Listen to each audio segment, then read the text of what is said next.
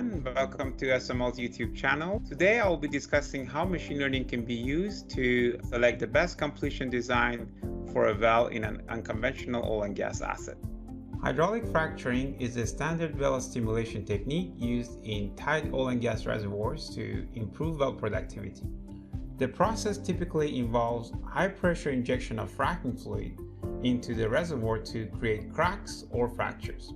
The fracking fluid primarily contains water and also proppant, which is a thickening agent here.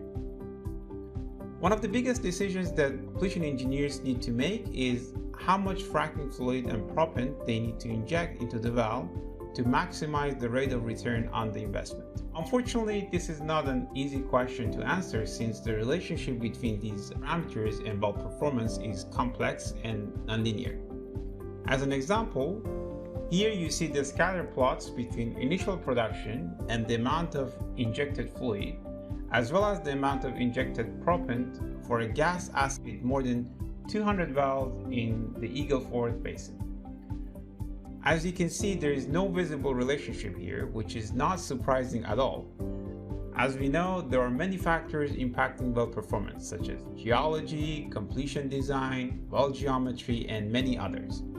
Typically, this relationship is very complex and also nonlinear, and simple statistical type curving, which is the common practice in the industry today, is not able to deconvolute the impact of each one of these parameters.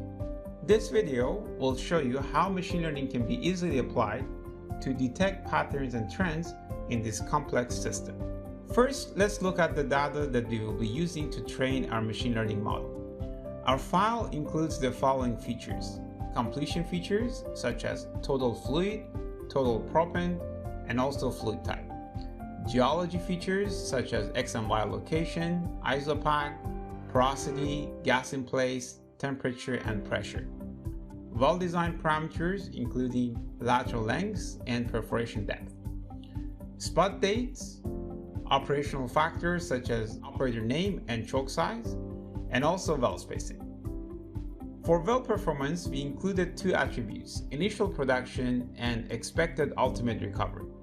In this video, we will train a machine learning model to forecast initial production. However, you can easily follow the same procedure and train a model to predict expected ultimate recovery. Now that we have framed the problem and I have examined the data, I will cover the 5 steps required in a machine learning experiment to be able to make predictions. We will be using the SaaS product SML, which stands for SpeedWise Machine Learning, to demonstrate the 5-step workflow.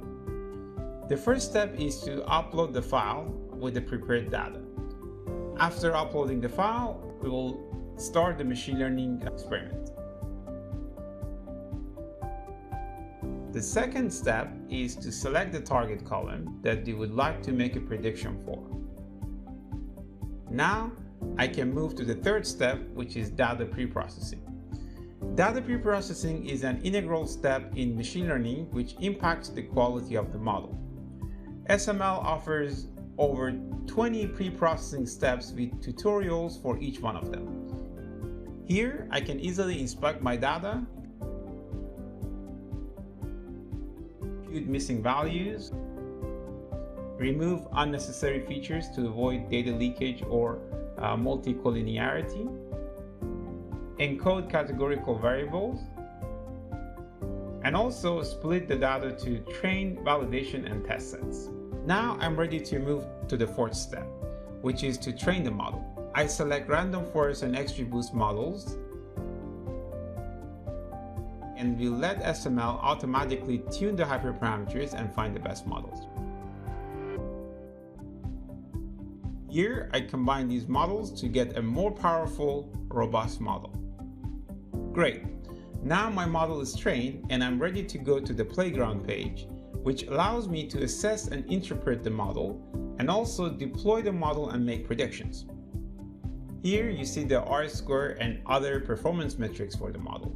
As you can see, the model is doing really well on the test set with an R-square of 0.8 and less than 8% error on predicting IP.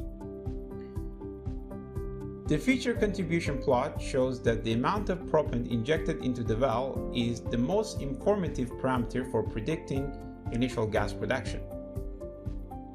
Using the partial dependence analysis, we are able to deconvolute the impact of geology, well spacing, completion parameters, and well operations on initial production.